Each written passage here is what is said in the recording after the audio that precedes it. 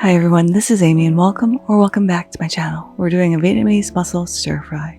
For our sauce, we need 2 teaspoons of sugar, a teaspoon of chicken bouillon, 2 tablespoons of a neutral oil, a teaspoon of light soy sauce, and 2 teaspoons of dark soy sauce. Whisk that together until all the sugar melts, and we can go ahead and set this aside.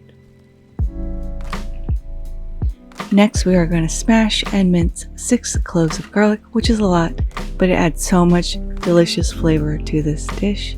Give these a little smash, and then a little choppity chop. We also need to mince up a 1-inch piece of ginger.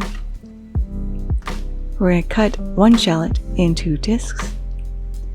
Chop up 1 chili pepper. I'm using a red hot Korean one because I like the spice. Use whatever one you prefer. And 2 scallions just cut into 1/2-inch pieces. Now I'm using a pound of frozen mussels here. Use fresh if you can find it.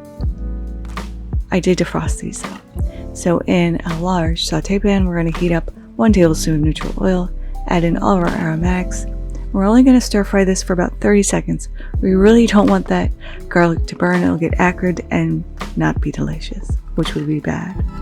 Then we're going to tip in our mussels along with our sauce. And we're going to stir fry this for 3 minutes. If you're using fresh mussels, cook until all your mussels open. You do want to discard the ones that refuse to open because they're not good. After all your mussels are open, tip in your scallions, stir fry that for an additional minute, and that's it. We're going to plate with a little rice. I'm using basmati. Top with our mussels, getting as much of that sauce in the bowl as possible to absorb into the rice because it's delicious, and garnishing with a little basil. Now let's go ahead and give this a taste. It's a fast and easy weeknight meal. Get in there with the mussel. A little shallot, a little chili. This is spicy, delicious. It tastes like the sea. But there it is, Vietnamese stir-fried mussels. I hope you all try to make this in your home. Thank you once again for spending time with me again this week. I appreciate every single one of you. If you like this video, give it a like.